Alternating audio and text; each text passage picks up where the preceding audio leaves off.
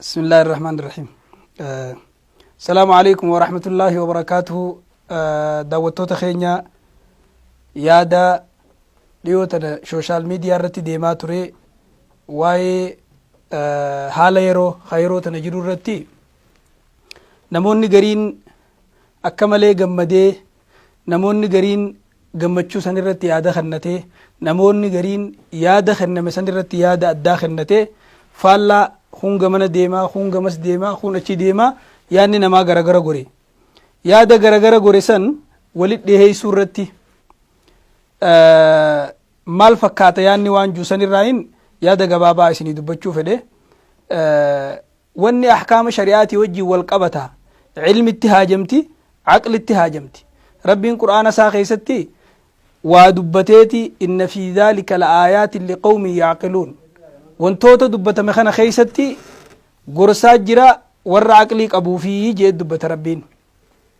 asirratti yaada ulamaan dubbatan tokkoon kaasuu fedhe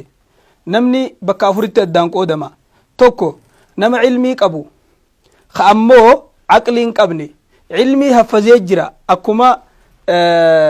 meeshaa ammayyaa irratti waraabamtetti ilmiin sammuu isaa irratti waraabamtee jirti haafiz almacluumaat jaaniin ammoo aqlii hin qabu inni lamadaa nama aqlii qabu nama qaroo faxinummaa qabu kammoo ilmii hin qabne inni sadaffaadha nama ilmii hin qabne aqlii hin qabne sun kakka beeladaa jechu kakka waan aqlii hin qabne jechu inni afraffaa nama ilmii qabu ka aqliidhaas itti qabu aalima hayyuu aalima caaqila aalima qaroo jechu kanarratti sheekul islaam ibnu taymiyaa akkini jiru kitaaba isaa keessatti ليس من العقل أن يعلم الخير من الشر فقط بل يجب أن يعلم خير الخيرين وشر الشرين عالمته فنمني خيري في شر الدم بيخون قفتين قيامتي يجا خيري لما نرى خير خيري بيخو شري لما نرى خير شري بيخو خناتو نمر الدرك مملي علمي بيخو قفامتي يجا شيخ الإسلام كتاب ساخي ستي مالف جنان شريان إسلاما والنسين الرجارمتي waan ummata bu'aa qabu fiduu bu'aa san guutuu rakkoo hambisuu yookaahuu xiqqeessuu irrisuu kanarratti shari'aan islaamaa jaaramtee je namni hujii isaa keessatti waa hojjechuu keessatti waa dhiisuu keessatti bu'aa shari'aa san yookaahuu rakkoo shari'aadhaa san madaaluu hin danda'in caalima jechuun hin dandeemu caaliman ja'amuu je akkasuma ammas caaqila jechuun nama bu'aa irra bu'aa qabu madaaluu danda'e sharrii irra sharrii madaaluu danda'e yeroo bu'aan lama walit dhufe harra bu'aa goruu danda'e yeroo sharriin lama walit dhufe sharriirraa ka irra sharriirraa goree sharritti illee hanga goru takkatti jechu akkana jeeti sheekul islaam ibnu taymiyaan kitaaba isaa keessatti dubbate fakkii kanaa hoggaa fakkii godhu akka nama waajibaa fi sunnaan hoggaa walit dhufe waajiba sunnaa dura dursuu akka nama bu'aa mataa isaarra gabaabbatuu fi bu'aa namatti dabruu danda'e hoggaa walit dhufe bu'aa nama biraa dabru san caalchisuu danda'uutii je akkasuma sheekni ibnu sa'diin sheek ibnu sa'dii rabbi rahmata isaa godhu kitaaba isaa qawaa'idul fiqiyyaa keessatti maal je addiinu mabniyyun ala almasaalih fi jalbihaa waddar'i lilqabaa'ih diin islaamaa faayidaa irratti bu'aa irratti ijaarame bu'aa fiduu fi hammeenya deebisuu irratti yoo bu'aan lama walit dhufeehu harra bu'aa qabu dursan yoo badiin lama walit dhufellee harra badii xiqqaatu dursanii sanit dabranii waan juu dubbate akka afaan gariitti hoggaa makmaakan ka baxaam maxfoo ishaalaal jaansanitti akkaan hamaarra hallayyaa hamtuurra hallayyaa irra wayyaatu irra wayya akka nama je'uutti jechuu sheekul islaam ibnu taymiyaan ammas kitaaba isaa keessatti kije allabiib izaa badaa min jismihi maradaani mukhtalifaani aaqilli namaa qaroon namaa yoggaa dhukkubni lama isa qabe dhukkuba sanirraa ka irra hamaa dura wallaanaa ka irra hamaa doktora illee yoo gaafatan doktorri nama tokko keessa dhukkubni lama yoo walitti qabame ka yeroof irra hamaa ka isa jarjersu san wallaalanii kaanit deebi'anii jaan kanaaf obboleeyyan kiyya wanni miidiyaa hawaasaa irratti deemaa ture dhimma dhiyoo tanaa irratti warra amantaa takka qabu ka bakka lama bahee irratti wanni deemaa ture waaqica beekuu qabna wanni sun amantaa osoo hin ta'in dhimma siyaasaati ammas dhimma qoomiyyummaati eenyummaati sabummaati akkasuma ammas dhimma biyyummaati, dhimma gabrummaati, dhimma roorrooti, nan roorrisan, itti roorrisan waan ja'uuti. Dhimma kana malee dhimmi dhimma amantaatii miti, amantaarra wal dhabeetii miti jechuu jarri. Kanaaf dhimmi waan san deeggaruutillee namni waan san deeggaralleen dhimma amantaa deeggaruu osoo hin ta'in dhimma siyaasa san deeggaruu, dhimma wantoota amma dubbanne kana amantaa miti wantoota kana jenne kana dhimma waan kana deeggaruutii jechuudha. Kanaaf akkasitti yoo hubatame irra gaariidha. Wanni niin dargaggoota keenya warra sooshaal miidiyaa irratti hawaasa barsiisaa jiruun dhaamuu barbaadu. Dhugaadha kheyri jirtan, waan gaarii hojjechaa jirtan. Rabbi isinirra haa jaalatu. Ammoo waan dhufu kana ija teessan qofaan hin laalina. Ija ulamaatiin ilaala, ija hayyootaatiin ilaala, ija nama guddaatiin ilaala. Akkas ija teessan qofaan hin laalina, ija nama maddii isin jiruutiinis ilaala. Akkuma agartanitti anumaa arge, likki akkaanan itti arge kanaa sirri jettaniin fudhatina. Kana daran waa garii ija siyaasaatiinis ilaala, ija hayyootaatiinis ilaala. Wanni namni badii dalage akkuma rabbiin subhaanahu wa ta'ala quraana isaa keessatti dubbatutti walikullin darajaatun mimmaa camilu, namu akka hujii isaatti sadarkaan jiraaf jeesanitti badiilleen sadarkaa qabdi. Namni badii hojjetulleen sadarkaa qabaa jechuudha. Kanaaf waan dhiyoo tana deemamaa jiru irratti namni gariini gammadee gammachuu isaa mul'ifate. Gammachuu maa mul'iftan je'ee kuun morme. Gammachuu yoo mul'isin yoo hin gammadin gadduu qabna. Adii yoo uffatin gurraacha uffachuu qabna. Gadda mul'isuu qabna. Maaliif gammadde yoo kajettan taate makmaaksa tokko jira afaan Oromootti bofa mataan garamii jennaan nama itti aanuutu beekaa jaan kattichi aanuutu mataan gamana moo gamasii beeka. Sharrii warra sharrii san warra itti aanuu beeka. Ammoo hoggaa quraana san fassarrees akka malee fahamte, akka malee fassarte, dubbiin siin galle, badii gurguddoo dalayti, akkasii miti jechuu dura waan kana sirritti qaqqabaa laala, waan kana walitti madaalaa laala. Aqlii teessan qofaan hin laalina. Aqlii culamaa'iitiin, aqlii hayyuutiin, aqlii nama isinirra beekuutiinis madaalaa laala. Rabbiin subhaanahu wa ta'ala quraana isaa suuraa ruum keessatti waan jee غلبت الروم في أدنى الأرض وهم من بعد غلبهم سيغلبون. أمني روم لفما أسليو فارستي بيمساني دياتو خيست يقاو بي عربات نت دياتو خيست انجفتمن erga injifatamanii injifachuu ta'anii jee dubbate rabbiin. Ruumii fi Faaristu wal lole. Ruumis adawwii muslimaati, Faarisis adawwii muslimaati. Ruum jechuun namni ifiniif yoo jiraatu taate ruum jechuun ummata warra Tooraatii fi Injiili dur kenname, ummata amma arra jiru kana jechuun ruum jechuun isaan kana. Warra ahlal kitaab jechuun isaan kana. Ruum jechuun warra yeroo sun keessatti mootiin isaanii Hiraqlaati. Kitaabni hedduu seenaa isaanii dubbatu. Akkasuma Faaris jaaniiti irra jabduu duwala ardii rabbii tanarra jirtu, irra jabduu mootummaa yeroo san keessatti dachii rabbii irra jirtu, ummata ibidda gabbaru, mootiin isaanii yeroo san keessatti Saabuur nama jaamu ture. Qureeshii fi Nabi Muhammad alayhi salaatu wassalaam wal dhawaa turan. Qureeshiin warra taabota gabbaru, wasana gabbaru. Nabi Muhammad alayhi salaatu wassalaam warra amantaa diina himatu, diin qabu, warra diinii fi warra dhagaa fi muka gabbaruutu wal dhabe. Yeroo kana wal dhabbii isaanii kana keessatti yeroo isaan lamaan wal dhaban kana keessatti Faarisii fi Ruum ka isaan kana laallanne jarri lachuutu wal dhaban. Wal dhaba isaan lamaanii kana Faaris. Qureeshiin Faaris deeggaraa turte. Muslimtoonni immoo Ruum deeggaraa ture. Yaadaan jechu. Yaadaan osoo dhufanii wajjin loluun ta'in. Gaafa Faaris Ruum injifattu Qureeshiin ni gammadde, ni dhiichifte. Akkasumatti Rabbiin subhaanahu wa ta'ala quraana keessatti dubbatee wahii amataa keessatti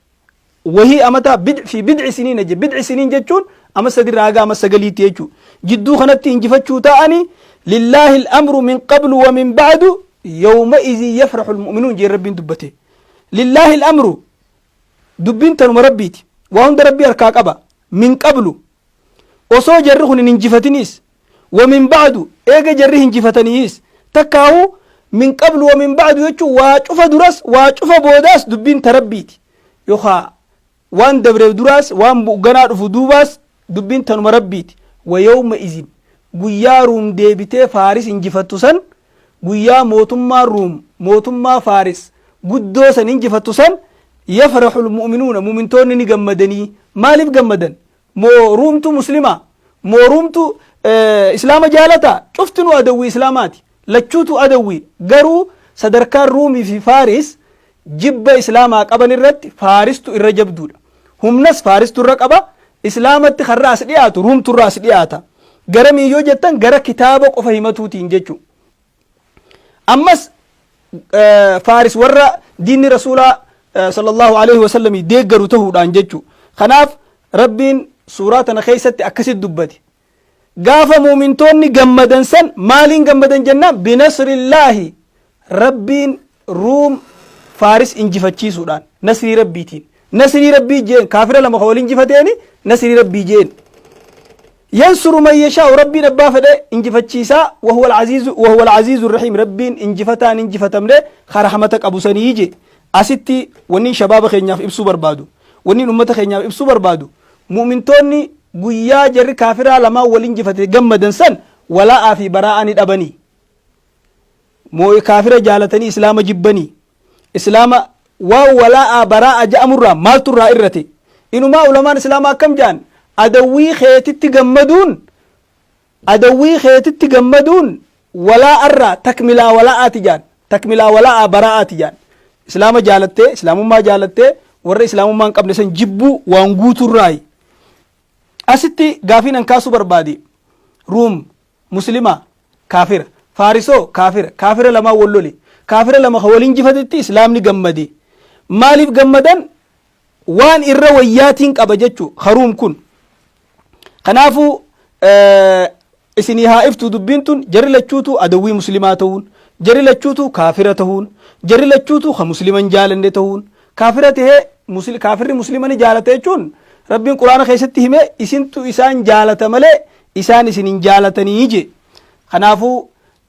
makmaaksa afaan oromootti kijaan gabrittiin gargaarsa argatte maal dhoysiti jaan majii dhoysiti jaan moo maarree willee yookiin waan daakanii san dhoysitii jaan asirratti tafsiira irratti ulamaan islaamaa wanni dubbatan wanni muuminni gammadaniif ruum warra kitaabaati faaris warra kitaaban himanne ka kitaabuma himatu kaafira ta'uus inni sun injifachuuf jecha islaamni gammadanii jaanii dubbatan yoo akka ruum faaris injifachuu teessu waan rabbiin subhaanahu wa ta'aalaa quraana isaa keessatti himeef saniif muslimtoonni dubbiin tun dhugaa ta'uuf gammadan isaan keessa Abuu Bakri rabbi isarraa haa jaalatu inumaa yeroo san keessatti qumaarrinis dhorgaan turre yoo ruum faaris in injifanne jee jaraa wajjin gaala hedduu kanneen wal qabsiisanii amanni muraasni dhumee lammaffaatti ide'ee guyyaa ruum faaris injifattu iyyee fiigee lallabee gulibatin ruumu fi lallabee ayata kana qara'aa ture ummata keessatti akkasi gammachuu isaanii mul'isaa turan kanaaf gammadanii jechuu sadaffaa adawwii keetirraa karra jabaa cabuufis kaambiin adawwii cabuufis ni gammadan waan kana tartiibaan an afaan oromoottiin hiike malee ulamaa'uma islaamaatu mufassirtootaatu akkana tartiibaan dubbate asirraa wala'aa fi baraa'a jechuun dhugaa aqiidaa islaamaati jaalalaa fi jibba jechuu jaalalaa fi jibbi bakka sadi qoodama jaan ulamaan nama yeroo hunda jaalattu guututti nama rabbitti amanee khayrii dalage nama haga badiisaatiin jibbitee haga gaarumina isaatiin jaalattu nama gaarii fi badii qabu jechuu nama immoo rabbitti kafre ha guututti jibbitu jibbi isa kanaa sadarkaa qaba akkaataa qaba jaalala xabiicii jira jaalala immoo qalbiidhaa ta amantaarraa nama baaftuu jira fakkeenyaaf nama tokko jaalattee gam tokkoon jibbu jechuun nama muslimaa tokko ka rabbitti amane yoo hati haddiirra dhaabdee deebi'ee ammas miskiina ta'uu isaatiif hogguu rahmata gootuuf gam tokkoon jaalattee gam tokkoon qixaaxxe jechuu akkana nama gar tokkoon jaalattee gar tokkoon jibbitu nama guutumatti jibbitu jibbi kun ammoo jibbaa jechuun waan hujiidhaa qofaa miti waan qalbiidhaati ta amantaarra nama baaftuu jira ta amantaarra nama baafnee jira kaafirummaan kunu lama kaafira muhaaribii jira kanamaan lolu kaafira namaan hin lollee jira kanamaan lolu kunu bakka hedduu qoodama kaafira amantaarra wal lolteen kaafira waa'ee diinagdee irratti wal lolteen kaafira siyaasaarra wal lolteen kaafira hawaasummaarra wal lolteen kunu wal loluudhaaf jecha kaafira amantaarra wal lolte sanii wajjin tokko ta'uu hin danda'u inni nu adda adda jechuu jaalalti jaalala qalbii yoo taate qalbiidhaan nama tokko kaafira kufrummaa isaatiif yoo jaalatte amantaarraa baata. yoommoo wanni ati jaalatteef tola sitti ooluuf ta'e gaarii sitti dalaguuf ta'e jaalalti keessun akka macsiyaa akka dilii ilaalamti malee kufrummatti hin laalamtu. akka kufrummaatti hin laalamtu. mee waan takka fakkii isinii haa kaasu namni tokko karabbitti amane yoo nama kaafiraa tokko wajjii wallolee namni kaafiraa nama muslimaa san zallame muslimaa tumsuu waajiba dirqama. yoo muslimtichi kun kaafira san zallame yoo wanni ati sirra jiru maali? moo wajjiin zallamtaa? zulmiin haraami. kaafiras tahee muslimas tahee akkanuma lafaa kaatee nama zallamuun haraami. yoo nama kana kaafiraa walumaaniin wajjumaanin isuma jala ciisu kana jala dhawa jette zulmi wajjin dalayde lakki hoggaasan irraayin qaba takka kanuma muslimaa kanuma kaafiraa kanaan gargaaraa yoo jette asittuu deebisaa kannite jechuudha. kanaaf hadiisa ittaquu dacwata almazluumi juusan du'aayii mazluumee sodaadhaa juusan riwaan garii wayin kaana kaafiran jette. ulamaalleen caammiidha wayin kaana kaafiraniin kun kaafira tahuus gargaaruu du'aayii mazluumee qeebalamtuu ta'uun beekamaadha jaaniin. kanaafu obboleeyyan keenya waniin asitti isinii ibsuu barbaade sheekul islaam ibnu teemiyaan jaalalti kaafiraa yoo diiniif jecha amantaa isaatiif jecha jaalatan amantaarraa nama baaftii je yoo jaalalti tun jaalala amantaaf hin ta'in taate imaana kee irrifti malee amantaarraa sin baaftu. fakkeenyaaf nama rahima ta'u kaafira abbaa kee kaafira yoo jaalatte takkaahu ilma kee kaafira yoo jaalatte yookaan jaartii ta'e ahlal kitaabaa fuutee jaartummaadhaaf yoo jaalalti sirraa argamte jaalachuun sun amantaarraa sin baaftu yoo imaana kee sirraa irrifte malee. ragaan kana Haatib ibn Abi Balta'aa jaanii Nabi Muhammad faan alayhi salaatu wasalaam isaanii jara kaafiraa dha'uu deemu dabdaabbee waraqaa barreessee iccitiidhaan ergee waraqaan sun irra qabamte. gaafa waraqaan irra qabamte yaa ergamaa rabbii an kufrummaaf waan kana hin dalayne amantaarraa deebi'uufis hin dalayne jaruma kana biraan harka kaayyachuu fedhee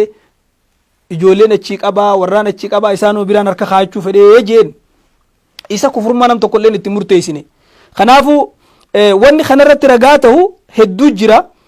kanarra isin ajaa'ibsiisu rabbiin subhaanahu wa ta'ala nabi muhammadin alayhi salaatu wassalaam maal jeen quraana isaa keessatti laa tahdii man ahbabta walaakinna allaha yahdii man yashaa nama jaalatte qaceelchuu hin dandeessu jeen adeera isaa abuu xaalib baanee akka inni jaalate ragaatti bahe. akkas jechuun ammoo amantaarraa isa baase dili dalaga jechuu miti jaalala xabiiciiti jaalala namni rahima jaalatu jechuu kunuu ragaadha. ayata reefu dubbadhe isin ummata kana ni jaalattanii isaan isin hin jaalatanii jechuun sunu akka jaalatan jaalalti akka jirtu sunu ifa baase. kanaaf haqni firaa firri sirraa qabu haqni rahimni sirraa qabu kufrummaadhaan hin badu. haadha abbaa kee haa ta'u ilmaan kee haa ta'u obboleeyyan kee haa ta'u kanallee akkanatti addaan baasanii ilaaluun dirqama. yataamaan miskiinni rakkataan nama rakkataa gargaaruun akkuma rabbiin quraana dubbate wayuximuuna axaama alaa xubbii miskiina wayatiima wa asiira nyaata osoo jaalatanii midhaan osoo jaalatanii yataamaa gargaaran miskiina gargaaran boojiyamtoota gargaaranii jee rabbiin dubbate. boojiyamtoonni yeroo sanii kaafira sanitti tola ooluun muwaalaa fi mucaadaarra naman baasu. asitti shabaabni wanni beekuu qaban islaamummaa keessatti islaamummaan rahmata qabdi rifqiidha qabdi namaa laafuu qabdi rahmata namaa godhu qabdi. rahmata islaamummaan qabdurraa gaafa ummatarraa gibira fuudhan islaamummaa keessatti ijoollee irraan fuudhan dubartii irraan fuudhan maraataa irraan fuudhan hiyyeessa irraan fuudhan inumaa hiyyeessanii kennaniifuu beeytalmaal irraa islaamni kennaafii ture. akkasuma ammas manguddoo irraan fuudhan nama ijaan hin garre irraan fuudhan dhukkubsataa irraan fuudhan isaanuma san irraa fuudhuu dhabanii rahmata godhuufiin sun amma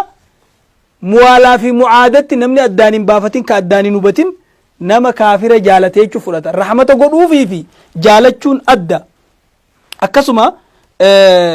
fira kee wasaaxibuhumaa fi duniyaa macruufa haadha abbaa kee duniyaa keessatti akka gaaritti wajjin jiraadhu jechuun sunis nabiin keenya alayhi salaatu wassalaam abuu xaalib gaafa dhukkubsate dhaqee gaafachuun tola nama kaafiraatti ooluun gaariitti dalaguun keessaahuu nama namaan hin lolle rabbiin quraana keessatti dubbatee laa yanhaakumullahu an alladhiina lam yuqaatiluukum fi ddiin rabbiin warra diina keessatti isin hin lolin walam yukhrijuukum min diyaarikum ka biyya teessan irraa isin hin baasin irraa isin hin dhoorku maal isaanitti tola ooluu isaanii wajjin haqa dalaguu jeen rabbiin quraana keessatti dubbate. ammas akkasumatti adlii wajjin dalaguu irratti nama isinii loleen firraa lolaa jeeti waqaatiluu fi sabiilillaahi alladhiina yuqaatiluunakum jee walaa tactaduu daangaan dabrina wasanan qaarina wasanan dabrina jeen kanaaf kaafirummaa wajji jiraatan kunu kaafira muhaarib kasiin lolu kasiin hin lolle addaan baasanii laaluun waajiba dirqama hukmiin kanaatis kophaadha zimmiyyi nama nagayaan taa'u ka wallolan qabneen ka ahaddiin taa'u nabiin sallallahu alaihi wasallam namni zimmiyyi ajjeese mucaahid namni ajjeese lami shurufkaa jannataalleen arku jee dubbate dhiigni isaa tiifamaa ta'u horiin isaa tiifamaa ta'u isaa wajjin haqa dalaguu tola isaanitti oolu mucaamalaa wajji jireenyi yaa jara keenya muwaalaa fi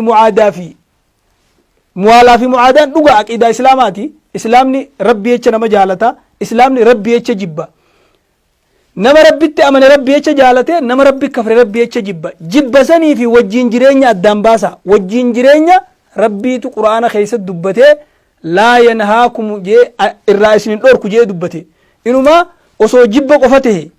osoo cinnana qofa tahe osoo wajjin jiraachuu baatte akkamitti dacwaatti goota akkamitti asiyaamta rahmata gootee fi maxxanfattee tolatti ooltee bifa kanaan nama as dhiyeessita kanaaf wantoota amma dhiyootan miidiyaa irratti deemaa ture irratti gariin namaa dhugaa keessaa baabee daangaa dabreellee ni jira gamanaan daangaa dabrees ni jira hagamasiin daangaa dabrees ni jira waa cufa keessatti namni rabbitti amane wasat jidduu qabata karaa jidduu qabata ani shabaabaaf wanni niin dhaamu kanaafu waan laaltan hunda ija teessan qofaan hin laalina ija ulamaatiin laala ija hayyootaatiin laala ija caalimaatiin laala namni hundi ilmiin xixiqqoon abba miiti jaan namicha nama 99 ajjeese kanama 99 ajjeese rabbiin ni araaramaa jee dhufee gaafateeni 99 sun muslimuma muslima akkas taatu waa rabbiin sin araaramu yennaan ati si diddiigee mataarraa fuudhee dhibbaan guutee jaan ilmiin xiqqoon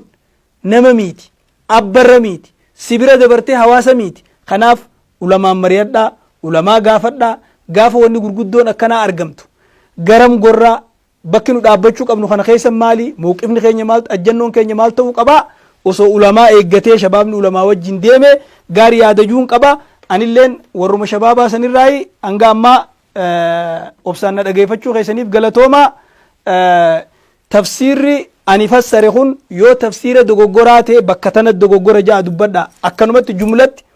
sirrii miti dogoggoraa miti karaarraa baate akka malee fahamte namaan ja'anii nama fakkeessuun mataan siituu dogoggoraa if eeggannoo sanirra godhaan ja'a. Assalamu alaikum wa rahmatullahi wa barakatuh.